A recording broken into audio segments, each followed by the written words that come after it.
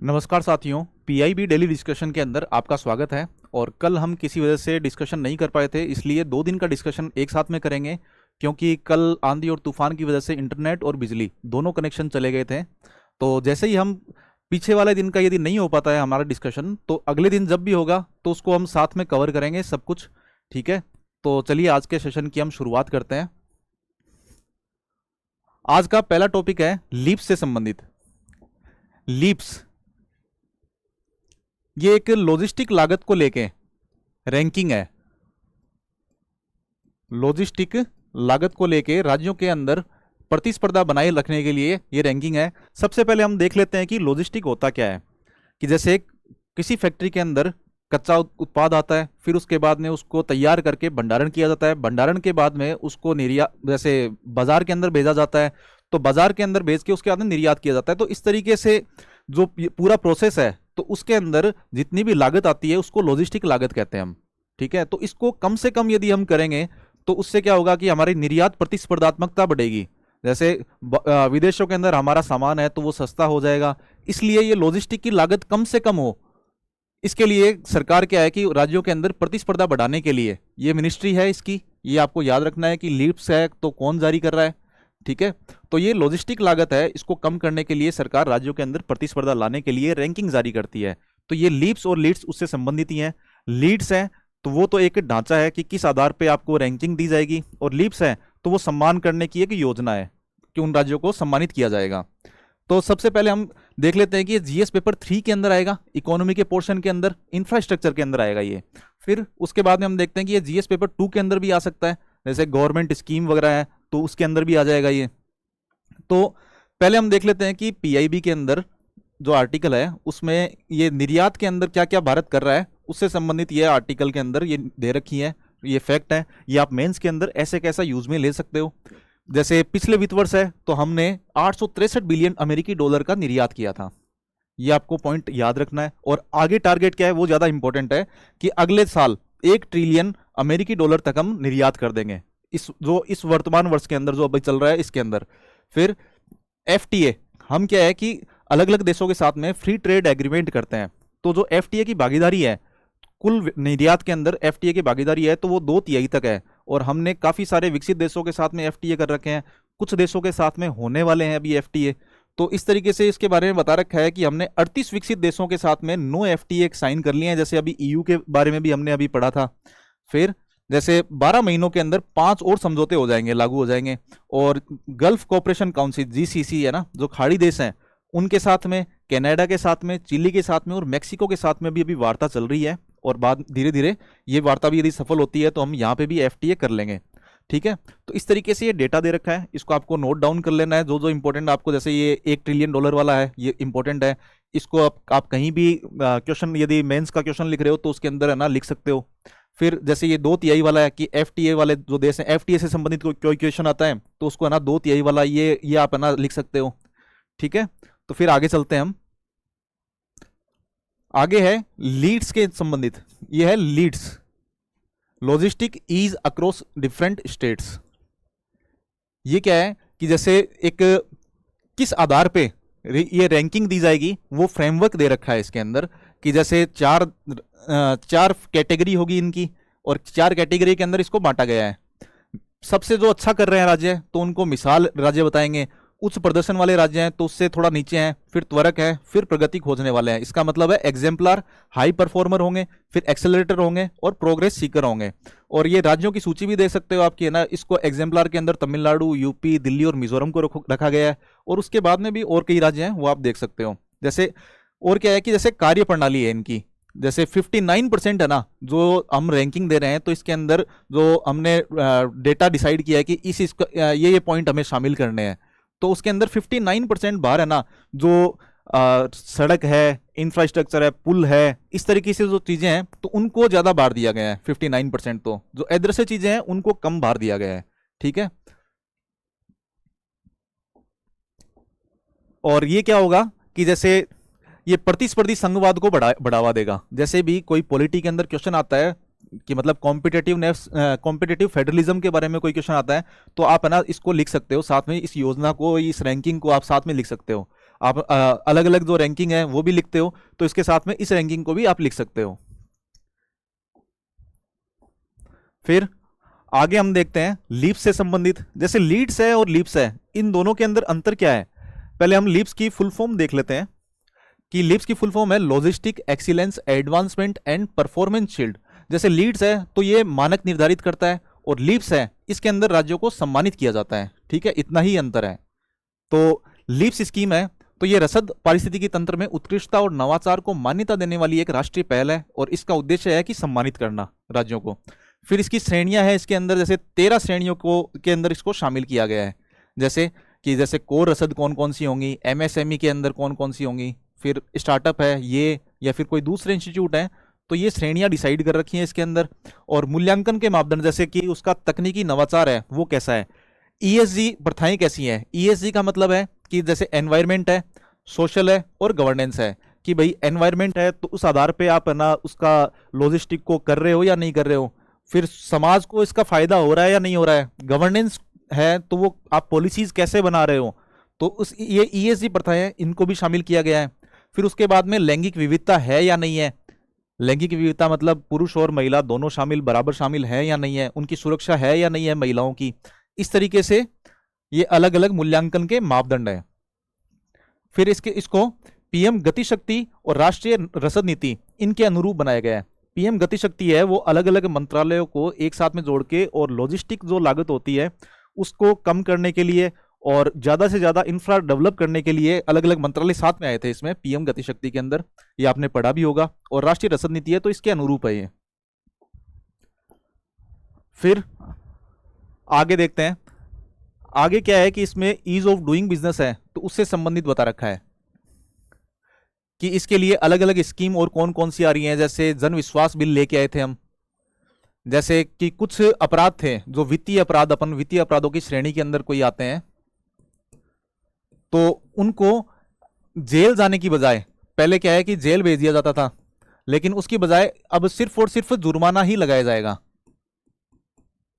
वित्तीय अपराध हैं या फिर कुछ एनवायरमेंट वाले, यदि आप क्लियरेंस पूरे नहीं कर रहे हो, तो फैक्ट्रियों के लिए क्या होता था कि पहले जेल भेज दिया जाता था मालिकों को और ऐसे, तो अब क्या है कि जुर्माना ही लगेगा सिर्फ। तो ये जन विश्वास बिल उसके लिए आया था। फिर स्टेम ग्रेजुएट हो रहे हैं हमारे यहाँ से। स्टेम मतलब क्या होगा कि साइंस है, टेक्नोलॉजी है, इंजीनियरिंग है और मैथमेटिक्स है, इसके ग्रेजुएट हो रहे हैं। ठीक है, तो इससे मतलब कौशल विकास हो रहा है हमारा। फिर ग्लोबल कैपेसिटी सेंटर है, जैसे आपको पता है कि अलग अलग मल्टीनेशनल कंपनीज होती हैं, जैसे माइक्रोसॉफ्ट है, अमेजन है, इस तरीके से अलग अलग कंपनियां हैं, तो वो अपने जो कॉल सेंटर वगैरह या फिर ऐसे सॉफ्टवेयर वगैरह बनाने के लिए बाहर के देशों के अंदर, जैसे भारत के अंदर ग्लोबल कैपेसिटी सेंटर ये बनाते हैं, जीसीसी बनाते हैं। तो ये क्या है कि जीसीसी होंगे ना तो वो सारी सुविधाएं प्रोवाइड करते हैं। और अभी भारत के अंदर 1700 से 1800 अलग अलग कंपनियों के जीसीसी बने हुए हैं। ठीक है, तो ये ईज ऑफ डूइंग बिजनेस से संबंधित कोई क्वेश्चन आता है तो आप 3 चीजें साथ में ऐड कर सकते हो उसके अंदर। ठीक है, फिर अगले टॉपिक पे हम चलते हैं। अगला टॉपिक है कोयला गैसीकरण से संबंधित। कोयला गैसीकरण से संबंधित, जैसे आपको पता है कि कोयला है तो कोयले को भाप के साथ में और हाइड्रोजन के साथ में यदि एक गैसीफायर होता है उसके अंदर रखा जाता है तो ये कोयले की एक गैस बनती है जो अलग अलग चीज़ों के अंदर काम आती है। जैसे एलएनजी वगैरह बन सकती है उससे, और भी जैसे स्वच्छ ऊर्जा बनती है उससे, हाइड्रोजन ऊर्जा बन जाती है जो ब्लू इकोनॉमी के लिए सहायक है। ब्लू हाइड्रोजन जिसको कहते हैं, जो अभी भविष्य का ईंधन जिसको कह रहे हैं ना, तो वो उसके अंदर सहायक है। ब्लू इकोनॉमी मैं गलत बोल गया हूँ, ब्लू हाइड्रोजन बोलना चाहिए, ब्लू हाइड्रोजन। तो इस तरीके से क्या होगा कि इन तीनों चीजों को जैसे हम मिलाएंगे, जैसे हाइड्रोजन होगा, एक भाप होगी और कोयला होगा, तो इनको हम गैसीफायर के अंदर रखेंगे। तो गैसीफायर के अंदर रखेंगे तो इससे सिन गैस बनेगी, सिंथेटिक गैस बनेगी, सिन गैस कहते हैं इसको। ये साइंस टेक में हमारे काम का है। ठीक है, सिन गैस। और ये जो टॉपिक है ये हम इंडियन इकोनॉमी के अंदर भी काम का और साइंस टेक के अंदर भी काम आएगा ये।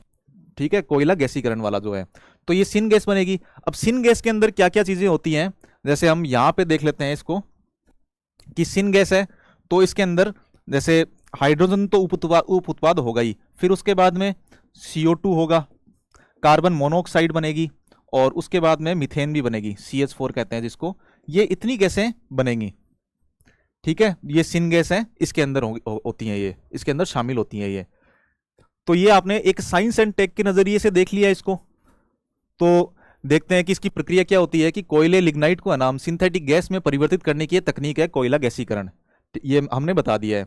फिर उपयोगिता है, तो इसकी ईंधन और रसायन के उत्पादन के लिए बहुउपयोगी कच्चा माल है, ये भी हमने देख लिया कि है ना, इससे स्वच्छ ईंधन बनेगा और रसायनों का भी उत्पादन होगा इससे। फिर इसका महत्व क्या है कि ये तकनीक भारत के पास उपलब्ध विशाल जो कोयला भंडार है, हम अभी 55% जो हमारी ऊर्जा जरूरतें हैं, तो उसके अंदर लगभग 55% है, तो वो हम कोयले से ही लेते हैं, कोल से ही लेते हैं, ठीक है। तो उसमें कोयले पे हमारी निर्भरता कम हो जाएगी और एक स्वच्छ ऊर्जा भी मिलेगी हमें। तो ये 401 अरब टन है, ये लगभग हमारा कोयला भंडार है। तो ये इसकी है ना स्वच्छ ऊर्जा के अंदर हम सुनिश्चित कर पाएंगे, ठीक है। फिर आगे देखते हैं कि इसका स्कीम का है, तो वो ऑब्जेक्टिव क्या क्या है। जैसे कि ये 75 मिलियन टन कोयला लिग्नाइट का गैसीकरण करने के काम आएगा, ठीक है। ये हमारा लक्ष्य है अभी, ठीक है, कि हम 75 मिलियन टन है उतना कोयला या लिग्नाइट का हम गैसीकरण कर देंगे। फिर राष्ट्रीय लक्ष्य क्या है कि 2030 तक 100 मिलियन टन का कोयला गैसीकरण का लक्ष्य है। ये आप इंपॉर्टेंट है, इसको आपको नोट डाउन करना है। मेंस के अंदर, प्री के अंदर, कहीं भी स्टेटमेंट के तौर पे भी आपको पूछ सकते हैं और आप कहीं लिख भी सकते हैं मेंस के अंदर, ठीक है। और हम कोयला की हिस्सेदारी की 55% से अधिक जरूरतें पूरी करते हैं, ठीक है। फिर जैसे आयात प्रतिस्थापन है कि जैसे हम अलग अलग, जैसे अमोनिया हो गया या फिर मेथेनॉल है, LNG है और यूरिया है, इन सब के ऊपर है ना जो हम आयात करते हैं, ये आयात करने वाली चीजें होती हैं, जैसे अमोनिया, मेथेनॉल, LNG और यूरिया। तो ये है, तो हम आयात पे निर्भर हैं, तो इनके आयात हमारा कम होगा। जैसे अमोनिया का आयात हम 100% अमोनिया का आयात ही करते हैं, तो ये आयात हम नहीं करेंगे। जैसे इसके उप उत्पाद होते हैं, तो अमोनिया है, इस तरीके से मीथेन भी है, जैसे हमने देखा था CH4 है, तो ये मेथेनॉल है, तो वो भी नहीं, उसका भी है ना हम 80 से 90% तक आयात करते हैं। LNG है जो लिक्विफाइड नेचुरल गैस है, अभी हम देख रहे हैं कि ईरान के साथ में युद्ध हो रहा है अमेरिका का, तो उस टाइम पे हम LNG पे है ना निर्भरता हमारी कितनी ज़्यादा है हमें समझ में आ रही है। फिर उसके बाद में यूरिया है, तो ये 20% हम इंपोर्ट करते हैं, तो इस पर निर्भरता हमारी कम हो जाएगी, इंपोर्ट सब्सटीट्यूशन हो जाएगा, ठीक है। फिर हम अगले टॉपिक पे चलते हैं। अगला टॉपिक बिग कैट अलायंस से संबंधित है। हमने अभी शायद 10 दिन पहले के समथिंग हमने देखा था बिग कैट अलायंस। तो ये भारत ने इसकी शुरुआत की है और हेडक्वार्टर है तो वो भी भारत के अंदर है इसका, ठीक है। तो अब जैसे टोटल 7 बड़ी बिल्लियां होती हैं, 7 बिग कैट हैं, 7 बिग कैट हैं, तो इनके अंदर से 5 हैं, 5 भारत के अंदर पाई जाती हैं। तो अभी जो एनवायरमेंट मिनिस्ट्री है तो वो अलग अलग जगह इनके जागरूकता फैलाने के लिए अलग अलग प्रोग्राम रख रही है अलग अलग जगह। तो उसके लिए ये न्यूज में आया था कि जो भारत के अंदर पाई जाने वाली 5 बिग कैट हैं तो उनको संरक्षित किया जाए इसके लिए, ठीक है। तो हम देख लेते हैं पहले कि ये कौन कौन सी जगह पाई जाती है। हमारे ये बिल्कुल भी काम का नहीं है, लेकिन इससे हमें ये पता चलेगा कि कौन सी जो बिग कैट है वो कहाँ पे किस एरिया के अंदर पाई जाती है। ये वहां पे दिया हुआ था, लेकिन हमें सिर्फ इतना ही समझना है इससे। जैसे एशियाई शेर है, एशियाई शेर है तो ये गिर गुजरात के अंदर है। ये आपको पता है कि सिर्फ और सिर्फ भारत के अंदर गिर के अंदर ही मिलते हैं। ये एशियाई शेर है वो भारत में ही मिलेंगे, भारत में भी गिर में ही मिलेंगे और कहीं नहीं है। फिर उसके बाद में बाघ है, बाघ अलग अलग जगह मिलते हैं, जैसे चंद्रपुर महाराष्ट्र के अंदर है ना, इसका एक आयोजन किया जाएगा अभी। और तेंदुआ है, तेंदुआ अभी भुवनेश्वर के अंदर किया जाएगा। हिम तेंदुआ है, तो हिम तेंदुआ है जो हिमालय क्षेत्र है उसके अंदर ही पाया जाएगा। तो इससे हमें पता चल रहा है कि ये गंगटोक सिक्किम के अंदर है, यहाँ पे हम आयोजन स्थल करेंगे। और चीता है तो उसका भोपाल के अंदर करेंगे, जो हम नामीबिया से और दक्षिण अफ्रीका से लेके आए थे चीता, तो उसका भोपाल MP के अंदर हम ये आयोजन करेंगे, जो अलग अलग सम्मेलन वगैरह हो रहे हैं उसके लिए, उसको जागरूकता फैलाने के लिए, ठीक है। तो सिर्फ इससे हमें ये समझना था कि ये कि कहाँ कहाँ पे ये पाए जाते हैं, बस इतना ही था, इसको याद नहीं रखना है। फिर आगे हम देखते हैं, जैसे ये एशियाटिक लॉयन कंजर्वेशन से संबंधित है। जैसे सबसे पहले हम देख लेते हैं कि एशियाई शेर है तो वो सिर्फ और सिर्फ इंडिया के अंदर ही पाया जाता है। हम अलग अलग 5 के बारे में, एक एक के बारे में हम देखेंगे। बस आपको क्या करना है, इसका जो इंटरनेट पे जाके IUCN स्टेटस है वो देख लेना है सबका, ठीक है। जैसे एक का मैं बता देता हूं कि जैसे एशियाई शेर है तो इसकी कैटेगरी एंडेंजर्ड के अंदर है, ठीक है, आप गूगल पे सर्च करोगे तो आपको है ना IUCN की वेबसाइट पे ले जाएगा और वो दिखा देगा इसके अंदर। जैसे ये एंडेंजर्ड के अंदर है और सिर्फ भारत के अंदर पाया जाता है और वो भी गिर के अंदर ही। फिर प्रोजेक्ट लोयन चल रहा है इसके लिए, एशियाई शेरों के कंजर्वेशन के लिए प्रोजेक्ट लोयन चल रहा है। उसके अलावा भी मैंने बहुत सारे पॉइंट लिखे हैं, ठीक है, लेकिन आपको मेंस के अंदर कैसे उन पॉइंट को बढ़ाना है ये सीखना है, उसके लिए मैंने डाला है। बाकी है ना इंपॉर्टेंट जितना है उतना ही मैं बताऊंगा। जैसे आपको मेंस के अंदर जैसे निगरानी वगैरह है तो किस तरीके से रखी जा रही है, आवास के अंदर है सुधार है तो वो जैसे मतलब शिकार है, शिकार नहीं करें तो उसके आवास को विस्तृत किया जा रहा है, क्या क्या एशियाई शेर के संरक्षण के लिए उपाय किए जा रहे हैं, वो सारे पॉइंट इसके अंदर लिखे हुए हैं। और इंपॉर्टेंट में सिर्फ इतना ही है, जैसे प्रोजेक्ट लोयन है, एक जैसे मालधारी समुदाय है जो वहां पे रहता है और उसमें गिर नेशनल पार्क के अंदर ही रहता है और इसको संरक्षित करने का प्रयास कर रहा है, जैसे सामुदायिक भूमिका के अंदर आएगा ये, ठीक है। और इसी क्षतिपूर्ति, जैसे गुजरात सरकार है, मान लो कि शेर है, कोई पशुधन को उठा के ले गया है तो सरकार उसको पशुधन का मुआवजा भी दे रही है। इस तरीके से आप किस तरीके से बढ़ा सकते हो वो देखना है यहाँ पे, ठीक है। मैं पांचों के बारे में स्लाइड लेके आया हूं और आपको उतना ही देखना है। फिर बाघ संरक्षण है, तो बाघ संरक्षण वाला चंद्रपुर के अंदर हो रहा है, ये काम का नहीं है अपने। जैसे दुनिया के अंदर जो 70% से ज्यादा बाघ हैं तो वो भारत के अंदर ही है, ठीक है। और जैसे ये नेटवर्क का विस्तार है, टाइगर रिजर्व को हमने मजबूत किया है, ठीक है। वन्य जीव गलियारे बना दिए हमने। जो आधुनिक तकनीक है जैसे एम स्ट्रिप्स है, और एम स्ट्रिप्स इसके बारे में यूपीएससी में प्रीलिम्स के अंदर क्वेश्चन आया हुआ है जहां तक मेरे को याद आ रहा है, ठीक है। और फिर उसके बाद में एक सुरक्षा बल है अलग अलग, जैसे STPF है, ये बनाए हैं, विशेष बाघ संरक्षण बल बना रखे हैं और गांवों को स्थानांतरित कर दिया गया है इनके संरक्षण के लिए।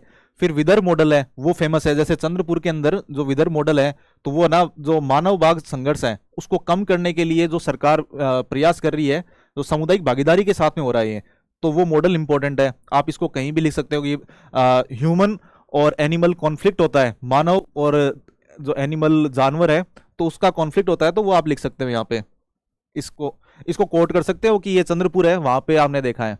फिर तेंदुए के बारे में है, तेंदुए के बारे में है, जैसे उड़ीसा मॉडल है, ये फेमस है। आप इसको एक बार खुद से ही पढ़ लेना, ठीक है। बस ये देखना है कि आपको किस तरीके से ये हेल्प कर सकता है आपके जो वर्ड्स हैं उनको बढ़ाने के अंदर, और इसके अंदर से आपको कीवर्ड निकालने आने चाहिए कि कीवर्ड कौन कौन से हो सकते हैं। फिर हिम तेंदुए का संरक्षण है, तो उसके लिए snow leopard population assessment in India ये शुरू किया गया था। फिर चीता संरक्षण के लिए, जैसे हम नामीबिया और दक्षिणी अफ्रीका से चीता लेके आए थे और उनके संरक्षण के लिए हम किस तरीके से प्रयास कर रहे हैं कि उनके घास के मैदान है और शिकार का विकास कर रहे हैं हम, जो शिकार का आधार मतलब कि दूसरे वन्य जीव हैं तो वो भी वहां पे ले जाके बसाए जा रहे हैं। वैज्ञानिक निगरानी कर रहे हैं हम, चीताओं की क्षमता निर्माण कर रहे हैं, विस्तार योजना लेके आए हैं, जैसे मतलब दीर्घकालिक आवास प्रबंधन किया जाएगा उनका। फिर समुदाय से जुड़ाव है तो वो भी किया जाएगा। इस तरीके से आप देख लेना। फिर आगे देखते हैं हम, अब अगले टॉपिक पे चलते हैं। अगला है डिजिटल भारत निधि। ये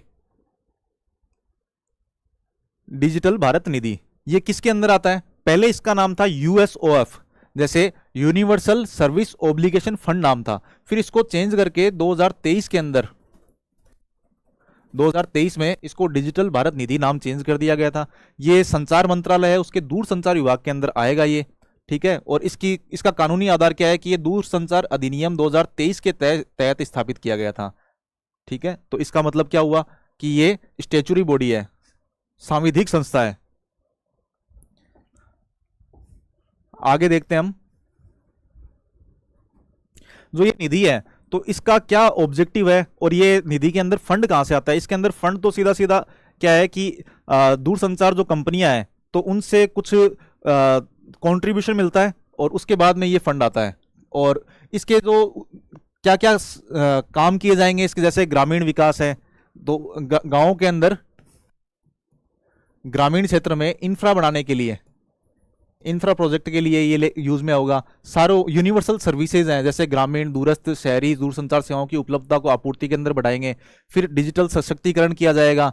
फिर प्रमुख परियोजनाएं हैं, जैसे भारत नेट है, भारत के अंदर क्या होगा कि 5 लाख ग्राम पंचायत हैं उनको है ना इंटरनेट से जोड़ा जाएगा।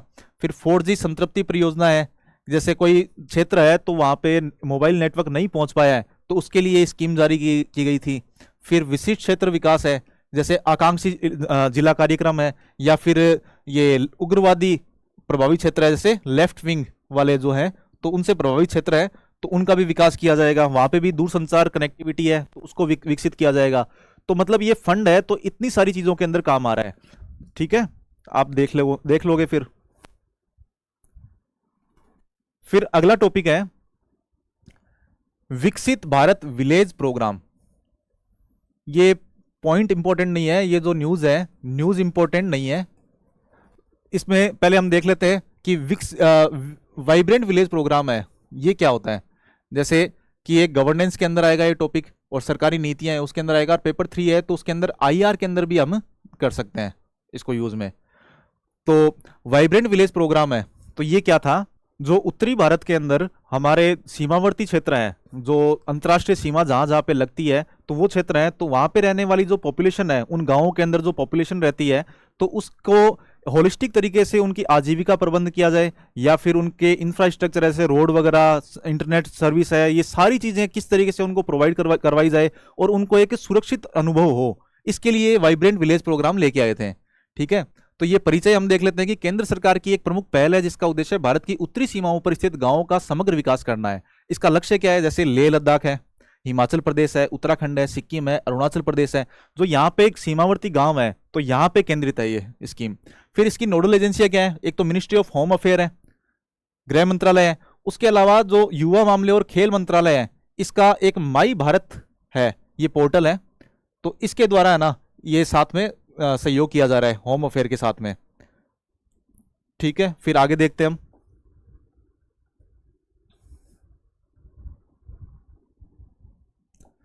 अब इसका मेन ऑब्जेक्टिव क्या है कि जैसे रिवर्स माइग्रेशन, जैसे कश्मीरी पंडित या फिर वो बाहर जो सीमावर्ती क्षेत्रों के अंदर कोई भी अफेक्टेड लोग हैं, जिस टाइम पे अभी ऑपरेशन सिंदूर के टाइम पे लोग इधर आ गए थे, अंदर की तरफ आ गए थे। ठीक है, तो इस तरीके से रिवर्स माइग्रेशन है, इसको रोकने के लिए है। फिर नेशनल सिक्योरिटी के लिए है ये, कि राष्ट्रीय सुरक्षा बनी रहे, और इंक्लूसिव डेवलपमेंट, कि उन क्षेत्रों के अंदर समावेशी विकास किया जा सके, उसके लिए ये वाइब्रेंट विलेज प्रोग्राम शुरू किया गया था।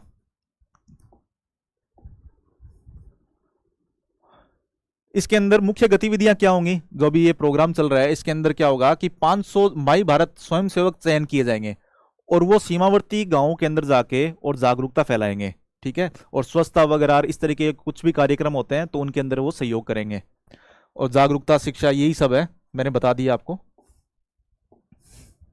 फिर अगला टॉपिक है आईटीयू से संबंधित। ITU, international telecommunication union. ठीक है, तो भारत अभी 2030 के अंदर इसका अध्यक्ष बनने जा रहा है, और इसने अपना प्रस्ताव पेश किया है। अभी तक श्योर नहीं है कि 2030 के अंदर बनेगा या नहीं बनेगा। तो आईटीयू के बारे में हम देख लेते हैं। तो आईटीयू क्या है कि ये लगभग 1885 के समथिंग ये बनी थी, जहां तक मुझे याद आ रहा है, अपने डेट काम की नहीं है, लेकिन ये काफी पहले बन गई थी, और ये यूएन के अंदर एक स्पेसिफिक संस्था हो गई है अभी।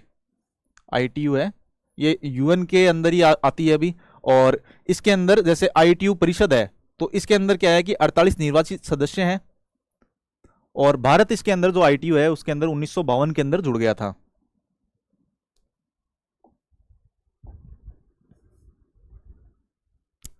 और इसका मुख्यालय कहां पे है, इसका मुख्यालय है जेनेवा स्विट्जरलैंड के अंदर। ठीक है, तो भारत ने मेजबानी का प्रस्ताव दिया है अभी, ये कॉन्फ्रेंस है, इसके अंदर मेजबानी का प्रस्ताव दिया है 2030 के अंदर यदि बनेगा तो। और फिर स्वैच्छिक योगदान क्या क्या होगा हमारा, कि जैसे आईटीयू है तो इसका क्या क्या काम होता है कि 6G वगैरह सुविधाएं हैं, इस तरीके से काम आएगा। एआई से संबंधित कोई समस्याएं हैं तो उस पर बात करता है, या फिर डिजिटल सार्वजनिक अवसंरचना है उससे संबंधित। ठीक है, फिर आगे हम देखते हैं, भारत इसका भी अध्यक्षता ग्रहण कर ली है, common criteria development board, CCDB, common criteria development board है, तो भारत ने इसकी अध्यक्षता भी ले ली है। ये हमारे जीएस पेपर 2 के अंदर आएगा, जो महत्वपूर्ण संस्थान वाला टॉपिक है उसके अंदर आ जाएगा, और साइबर सुरक्षा है उससे संबंधित भी है। तो CCDB क्या है, CCDB एक आईटी से संबंधित एक वैश्विक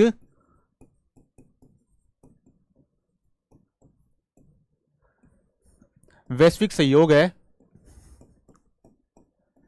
इसमें क्या होता है कि मान लो कि भारत है तो उसने एक सॉफ्टवेयर बनाया है और उसको सर्टिफिकेट मिल गया है, प्रमाणन मिल गया है, और उसके बाद में यदि इसका सदस्य कोई भी देश है तो वहां पे अलग अलग जगह है ना वो सॉफ्टवेयर बना उसको प्रमाणन करने की या सर्टिफाइड करने की जरूरत नहीं पड़ेगी, और एक साथ में ही सारे सारे जो प्रमाणन है वो हो जाएंगे।